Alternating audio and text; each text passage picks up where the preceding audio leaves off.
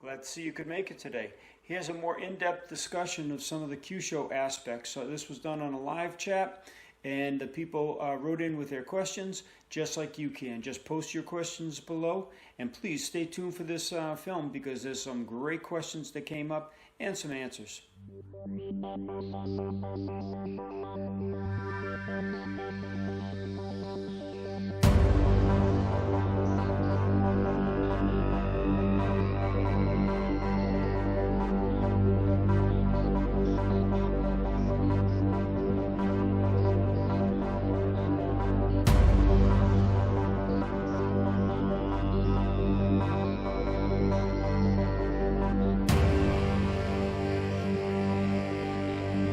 There's only 8 people watching at this time, probably because I'm goofing up so much, but that's all right. So here we got this guy right here, and we're going to be playing with him, ask you questions, and I'll stop and answer them after a while. We're talking about Kyusho today.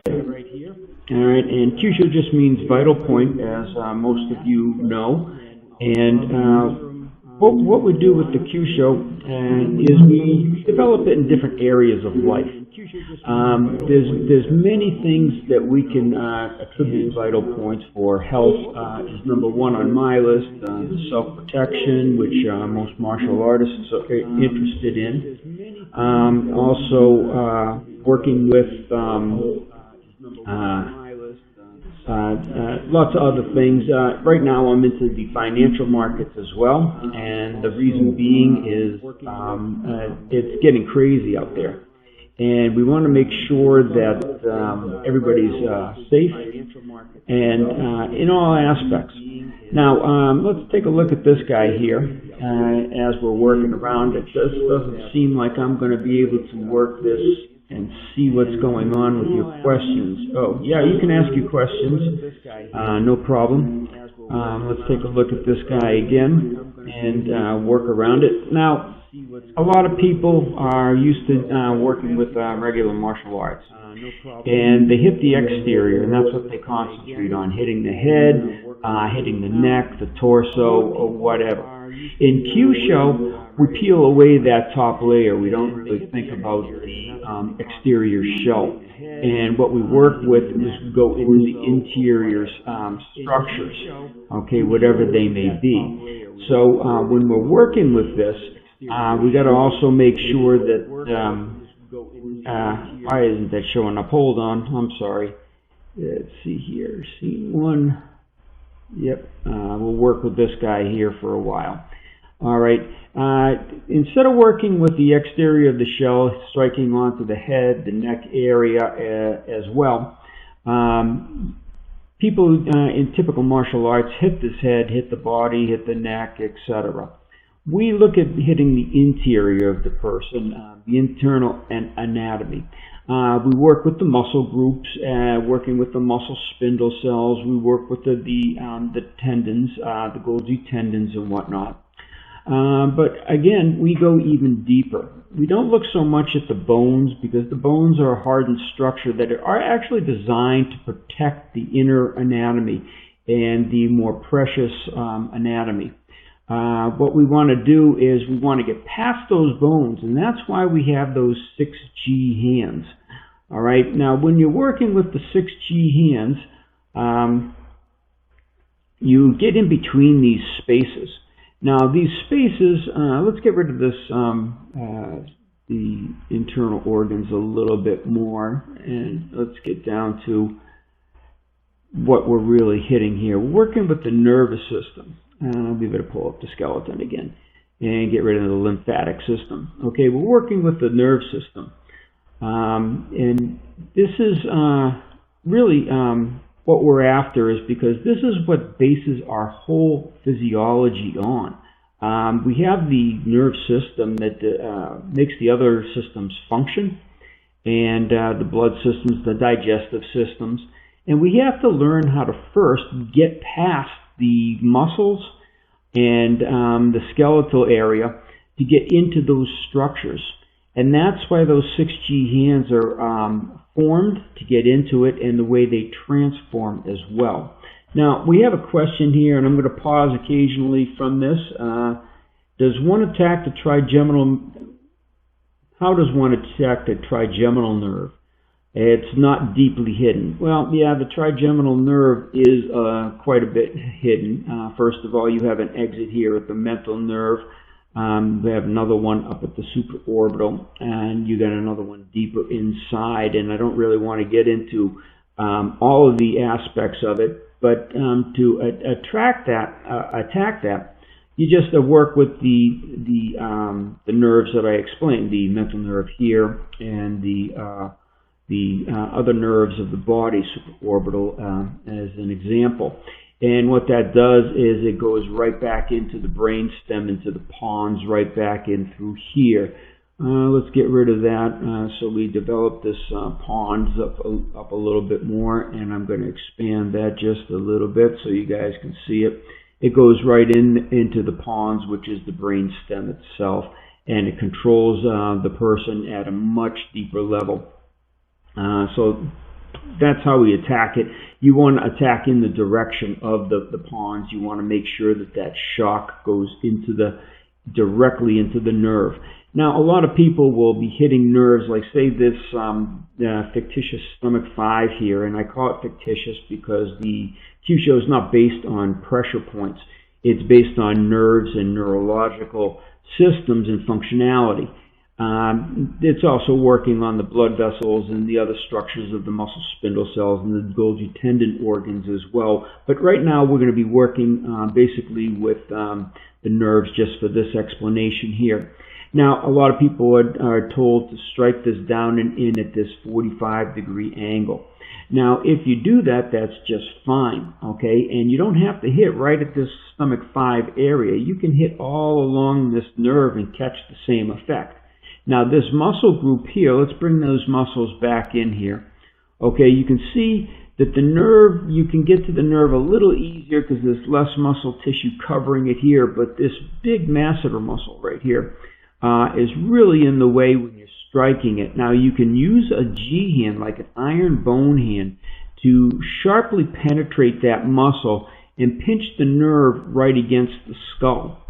All right, and when we do that, okay, let's move this guy down just a little bit so we can see him. There we go. Okay, so the stomach 5, the people are going to be looking at is going to be like right here. All right, and yeah, great, it's a branching of a nerve, but you still have this whole nerve that comes right across, and it goes right up and through here. Now, this is just a little bit of the tissue here. You can see how the nerves lie, and you can see different aspects of it. Now, if we put the muscle back on this, let's get back to the muscle here. You can see how we can get in here just a little bit easier because there's very little muscle structure here. But when we get back in through here, it's a little bit more exposed. But you see this cushion right in through here? That's what stops a lot of the action because that absorbs. And that's why striking down onto the jaw with pinching it directly against the bone is going to be a much better strike. Okay, bringing back the muscles, you can see how it's protected here. So when you're striking onto this mental nerve right in through here, we can see that the axis is very much limited. You can't strike the nerve all the way in the back here. Very hard to get back in through here as well because it's really deeply rooted. As you can see, it comes all along in through here and right into the pons. But that's going to be very difficult to catch. Now let's highlight that and turn this guy around. You can see the mental nerve is coming right back up and through here, and then that's where it ties into the trigeminal nerve right in back here a little bit. So this mental nerve is not the trigeminal nerve, it's actually the mental nerve itself, but it's a break off of that trigeminal. All right, so bring back the muscles again. We can see here that, let's tuck this, you can see how this is protected slightly by the muscle. Okay, and we'll click off that. We'll get off those muscles here. It's protected by this muscle here. which is this muscle right in through here. I'm not even going to bother translating that or trying to pronounce it, but that's how it's protected. So folks, just ask you questions if you want to keep us going here. This is a test run. This is an introduction. I'm trying to get all the systems down before I go into making it a Bubishi series, because I really want to do it justice. So again, this is just a test. If you have any questions, this is the time to ask them, because I need to get a little polished on this system. Not really right now, so ask you questions and I'll answer them for you. But anyway, getting back to it, again, the typical martial artist does not strike the interior. They strike the exterior. And you have to get past these muscles, and you have to get past the structures of the bone as well. So we're attacking inside. Now let's add the vascular tissue as well, because we attack that as well. I've named it in the past Dimmak, because in the Bubishi that's exactly what it was called, the Dimmak, Dimsu. There's a lot of different names for it, but it was attacking the blood and the arteries and the veins and the different internal organs. And what we're doing is we're, again, getting to those important vascular tissues in the Dimmak or the Kyusho. Kyusho works both of them. We work only with the nerves for the most part in the beginners sections, and we get a little bit more involved with the blood later because it's more dangerous. The nerves are more superficial, as they're designed in part to protect the vascular tissue. Now, getting rid of this, we can see how everything is protected. The whole body is like with a mesh of nerves, and they typically run right with the veins in the arteries as well. And that, again, is to protect it, because the nerves will take an input and they will make a withdrawal reflex on the body. And you're working to protect if the body's working to protect itself, it's going to have that withdrawal reflex to pull the vein or the artery or the organ, like the heart, for example, pull that heart out of the way, and to make sure that everything is safe. Now, if we take a look a little bit lower, you have more accessible targets too. Now, the heart is protected. The liver is not. The liver goes right underneath the rib cage, as you can see. Most people, when they hit the diaphragm here and call it the solar plexus, they think they're hitting the solar plexus, but the solar plexus is actually way back here in back of the spine. And let's get rid of these organs here for a second, and let's zoom in a little bit. We'll get rid of the blood sections as well. And let's see if we can find it. Now, the solar plexus it's underneath the sheath right into here, but it's a plexus of nerves that's deep against the spine. So you're not really, when you hit here, you're not hitting the solar plexus because it's way, way in the back. And let's bring in the organs once again. Here in the vascular tissue, you can see how everything is starting to protect that solar plexus, so you're not going to get it, and you can't get it from the back, obviously, because it's working against the bone here. Again, a protective device. But working with the nerves that come between the bones, that's what we're after, and that's what's going to make the Kyushos that much more effective, is that it's working the inner man, not the outer man. And whereas most martial arts attack the outer persona, and working against the body and the muscle groups, and just working against the strengths and the protectors of nature. Okay, now I have another question here. Can you show us the area related to the gallbladder cluster? Yeah, sure. Let's go up to the gallbladder cluster. Wrong arrow here. Again, all these tools here. This tool is not free, but it's really inexpensive. It's great. It's Human Anatomy Atlas 2017 edition. So let's see here. Now, I am on a time delay, so I'm talking ahead of what I see popping up on the live stream. Gallbladder cluster, as they call it, up and through here. Again, the terms the people give it are kind of funny, but you have some nerves right here. So let's take away the muscle, okay, and let's zoom in just a little bit. We'll get this guy going down here. Again, this is an invaluable tool. And let's see, yeah, this has the main nerves. It's not going to have the more superficial or the finer nerves. Let's get rid of the skull here, yep, and the blood systems. And you can see how this is not really showing the very fine nerves that are working here. Let's get the skull back. We have that. Okay, we don't even have, for example, the supraorbital nerve, which is part of the gallbladder cluster.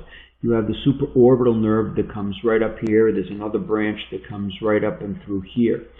Let's see if we can go to the website here and get into, let's see here, I'll go to my account. We'll take a look at the charts. All right, and we'll go to the facial nerves here. Let's see here, what facial nerve are we going to work with? What are we going to work with on the head here? Stomach, meridian, gallbladder, what we have, the pericardium, liver, gallbladder, 13, 14, 15. All right, and this is the charts that you're going to be working with. All right, now this here is, as we take a look at this, again, people, I'm working on several different platforms here, several devices, so bear with me. Let's peel away the skin. Here we get down to the muscles. Now I'll keep those circles up. These are the pressure points, the gallbladder 13, 14, and 15, or also known as the gallbladder cluster. So let's see. I'm taking a look at this, and let's see if I can get the screenshot. Yeah, here we go. All right. Let's see if we can get back into this now, and I'll just watch on the other computer as it delays. Now it is a 60-second delay for me, so this is kind of strange. I have to cut that delay off. It gives me a better chance to answer people here. But let's see, get back into here and wait for that to pop up. Yep, I was working on the screen, and let's see here. There we go. All right, getting into the gallbladder cluster here. Now we can't really zoom into this too well, but you can see the superficial, the supraorbital nerve that would exit right in through here. Now let's bring up the, got rid of the muscle here. We got the nerve. Let's tailor that down just a little bit. And then we can see vascular tissue. We don't need the skeleton. It'd be good to see as well. So you can see that those target areas are right there, and these are on the two supraorbital nerves that come right up from the eye socket itself. And they come up, and you can hit all these branches in here, so you don't have to be really like on target. I mean, you've got all this nerve structure here. So if you strike it the correct way and it's down and into the head, so you do the neurological shock down into the nerve, into the brain itself, that's what we're working with the gallbladder cluster. So you're striking it down. Now most people will strike and they skip up off the top, and yeah, you get a sort of a nerve shock because you're striking the nerves. But if the nerves end here and they go all the way into the brain underneath the eye socket, wouldn't it be better if you're attacking the brain to hit down and into the structure to send the shock down into the brain, rather than away from the brain. And again, if you hit your funny bone, you'll feel that it has that difficulty. You have the pain, you have the problems that ensue from it, the dysfunction, the hopping around and screaming, but that's when you hit it just correctly. If you hit it in another direction, you don't usually feel it.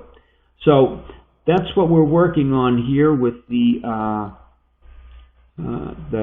gallbladder cluster. And I hope my arrow here, it doesn't look like it's popping around too easily. Yep, okay. So I had it out of the sync, so I'm sorry about that, folks. Will this be recorded is the next question. It'll be permanent on the YouTube site unless I erase it because it's just too messy and a bad first showing, but we'll try that again. So yeah, we'll be trying this again. I'm just trying to get this act down. Okay, so I can see now that on my other computer that this live delay showing the gallbladder cluster at work, and when I play this back later, we'll see what was going on. So again, I'm 60 seconds delay, and it's throwing my brain off quite a bit, but that's the explanation on the gallbladder cluster. So if you stop thinking about the pressure points and we start thinking more about the nerves and the underlying structure of the human body rather than the superficial face and the skin and just hitting the head, the neck, the legs, hitting someone in the groin, yeah, that directly connects into the nerves. So my question is, if a martial artist believes that striking into the groin to attack the groin's nerves is such a wonderful target, how come then they do not understand that hitting into the nerve structures or learning how to hit the nerve structures correctly is a more effective and efficient way? It's like hitting someone in the stomach compared to hitting them in the groin. Are you hitting the protective systems of the stomach? Okay, or are you hitting the nerve structures of something like the groin, which doesn't have a muscle protection on it? All right, so that's the way you've got to think about it. And you also have to think about it as Kyusho is more like a knife. Okay, it's more like a knife, and martial arts are more like a stick. Typically, we take a fist and we'll punch the person again on the exterior of the person, and we'll be working against the skin. We'll be working against the muscle. In some areas, we'll be working against the bone. So learning to get around it, that's what Kyusho is about, getting past these protectors, nature's protectors, and working with that to get into the structure to shut down the human organism or cause a loss of functionality, a loss of muscle control, a loss of consciousness. Now, consciousness, okay, it's based on neurological shock. The body, again, has protective systems, much like it does with the vascular tissue. Now, the vascular tissue, when it's under attack, lowers the blood pressure, all right, and that causes the person to have what's called the vasovagal syncope, in which case the body faints, or the person faints, and the body is put down in a prone position. Now, that prone position is to allow the blood flow to get regulated back up to the brain, because when the blood pressure drops, there's not enough pressure to push the blood up into the brain or around the limbs and whatnot. So the body gets into a laying process, or a laying down via the fainting, to make sure that the blood is reaching all the vital areas, such as the brain. So that is what causes a blood pressure attack. All right, but to avoid the blood being attacked, the body has, again, the nerves, which will cause the withdrawal reflex to pull the body away from those deeper targets and more serious targets of the blood. Now, the veins can also be punctured. They can also be ripped. They can be sealed. You don't know what condition the internal internal veins in the arteries look like if they're coated with plaque from a lifetime of bad eating or just hereditary, and you seal it. You could cause a blood clot, and that could be dangerous, or seal something very seriously. Now, I also went into a target right down into the clavicle, and we were talking about this in the most recent Sayuchin video that was crowdfunded and only available to those people that crowdfunded it for a period of a year until I release it to online streaming and or Budo International for that. So what we're doing is we're looking at deeper targets. Sorry, I got off track because my other computer's doing something strange. But that clavicle attack, for example, we were talking about the nerves first in that, and we also talked about the arteries that are coming up in through here, subclavian artery and the subclavian vein right in through here. Now the arteries, what they're doing is they're bringing the blood from the heart up into the brain, and then the veins bring the blood back. Now, there's a subsection of the subclavian artery that brings the blood up to the brain. But if you pinch the artery down here with a lot of severity, what's going to happen is you're going to cause the body to drain the blood from the brain. So if you hit someplace down and through here as example, or even in through the arm, and I have a personal experience with that I'll describe in a second. But what it does is it drains the blood from the brain and it causes the fainting. Now, one of my first Kyusho, my first actual Kyusho real experience was being assaulted. I was approached. I've told this story many times, so it's not a surprise to many. That I was approached by 3 drunk individuals one day, and one of them reached out toward me, and I did my my punch to his bicep right in through here, clipped an artery, made him fall to the ground first of all from the pain. He was throwing up and passed out. The other 2 people, seeing this, decided to leave. Great friends, but I'm glad they left because who knows what could have happened. But knowing that this area down and through here, when punched, caused the physical dysfunction of the person, caused the unconsciousness of the person, and caused a deeper autonomic system reflex like throwing up. That's pretty important instead of just trying to punch them in the body or the head, which most people can take. Even the drunk person, you hit a drunk person in the body as an example, and they can take those punches pretty good. Hit them in the head, sometimes they get too dizzy and they will drop because the head is dizzy because of the drugs or the alcohol that they're on. You start hitting these internal structures and it bypasses some of the protections. Now, when you're under alcohol, as example, what happens is the nerve system shuts down a little bit. So working with the blood system is even better than working with the nerve systems on a drunk individual. So you have to look at what the person is on and respond to that person, if you know it. Okay, that's what the study of Kyusho is about. And it's getting deeper into the body. All right, now we have another question that just popped up, because I'm just rambling here, like I said, as an experiment. Can the single blade of grass hand access the clavicular blood area? Yes, of course it can. And let's get the muscles back on this guy for an example. All right, and let's zoom in. All right.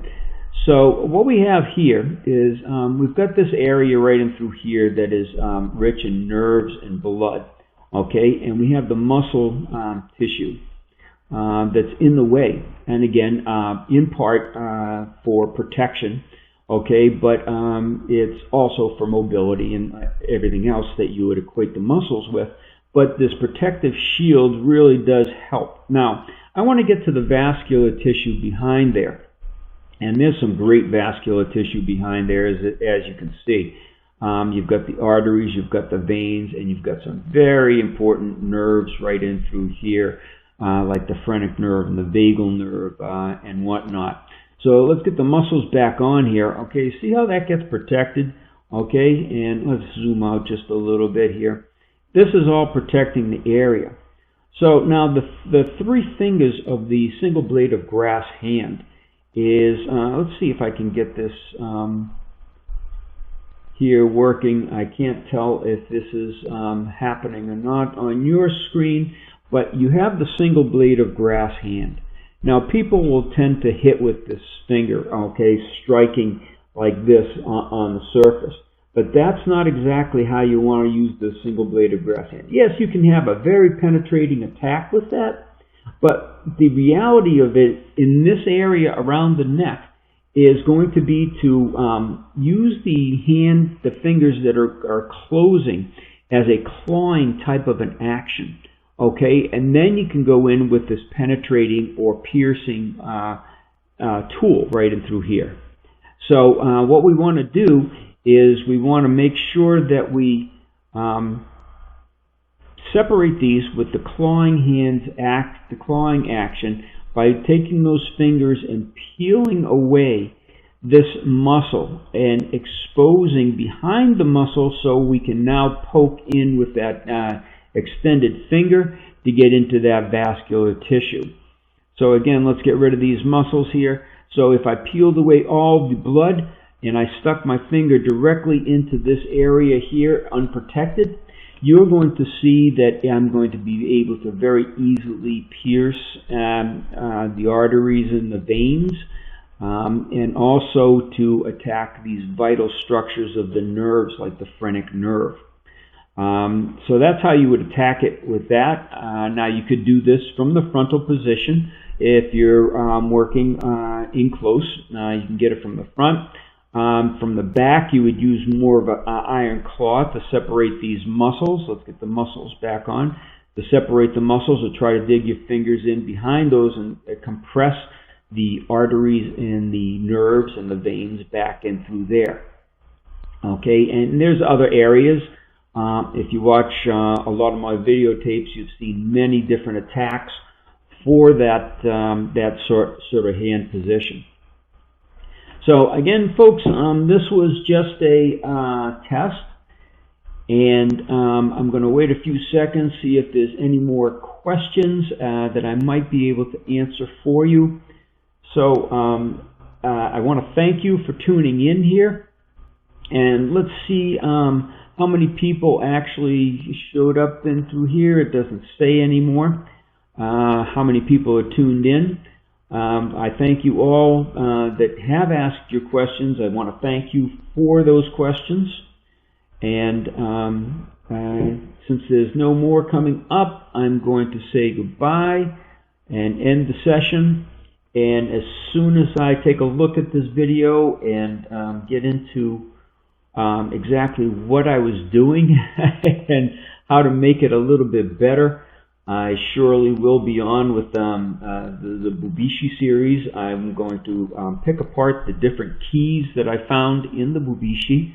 I'm going to explain how they work with the different structures in that book and the different articles that are in that book.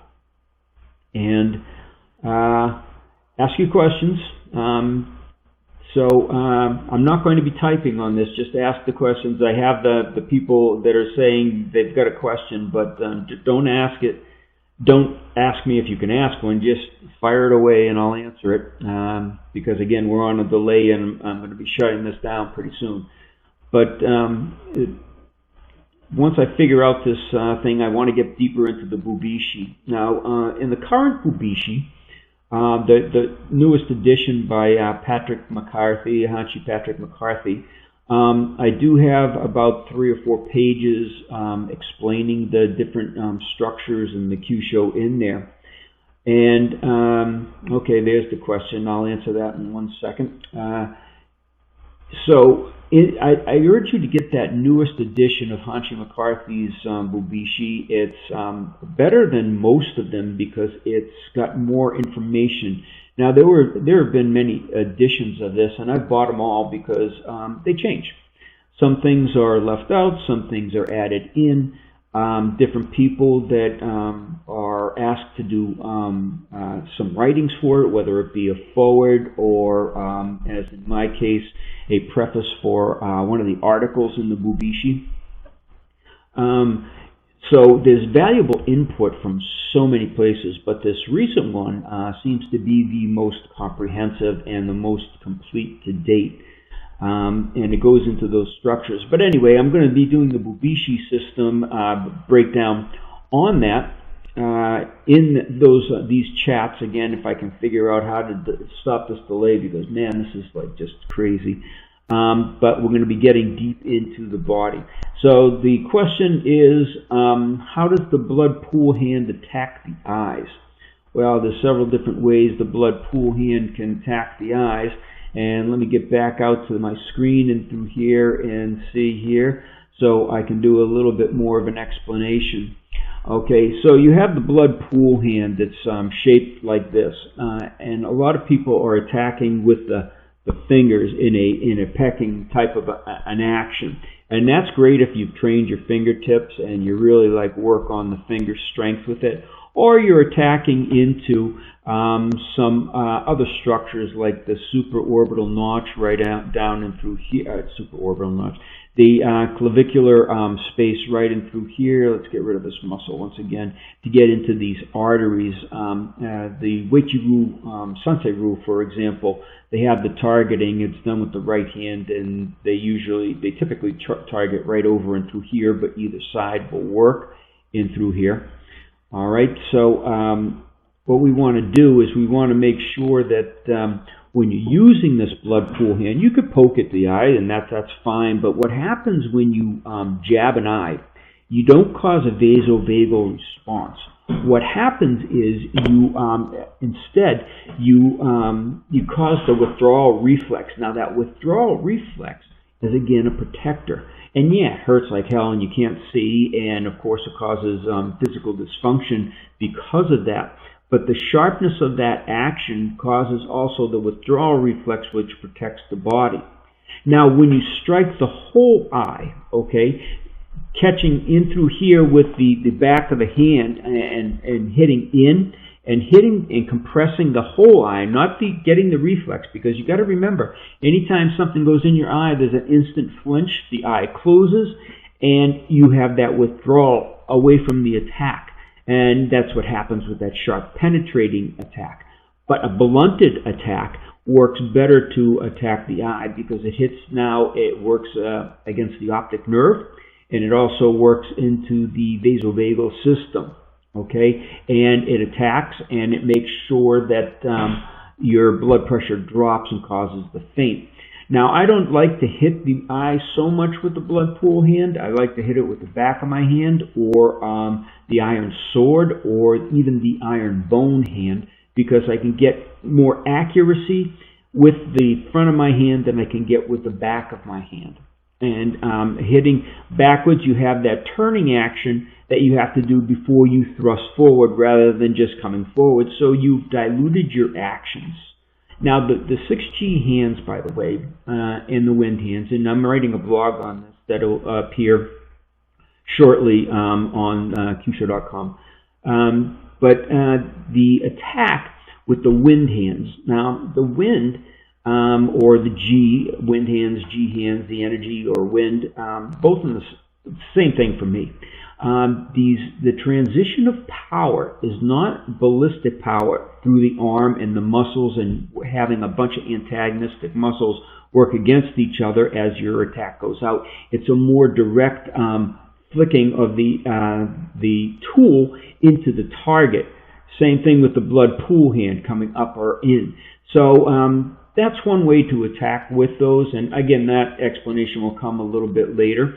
Let's go back into this here for a second and see what's going on.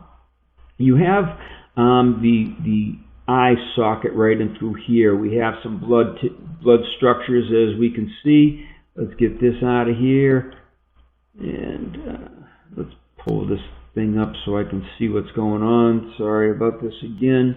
Playing with new tools is always difficult. There we go. Okay. So we have these blood systems, as you can see around here, but the eye, again, is related to the blood system and the nerve. So if I use the blood pool hand, and we'll get back over here for a second.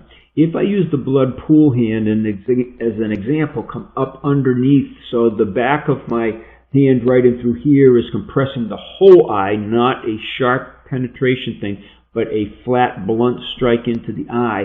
As the knuckles are hitting up under the supraorbital nerves, and you have the two branches of the supraorbital nerves there as well. And let's see if I still have the gallbladder cluster up and through here. You have these two branches of the supraorbital nerve, and are we even on with that? Yeah. You have these two branches of the supraorbital nerve right in through here that we're working on. And let's see. Jeez, this delay is killing me. All right, so that's another way to attack it. So anyway, I'm sorry I'm all over the place here, folks. And again, this is new technology for me, so it's a little bit strange that what I'm experiencing here with you. But we'll be, again, doing these. Hopefully I can get a little bit more practice on this. I don't know exactly how in this streaming. I think I'm trying to get too sophisticated using too many tools rather than just one tool. But again, I want to thank you for tuning in, and we'll see you next time.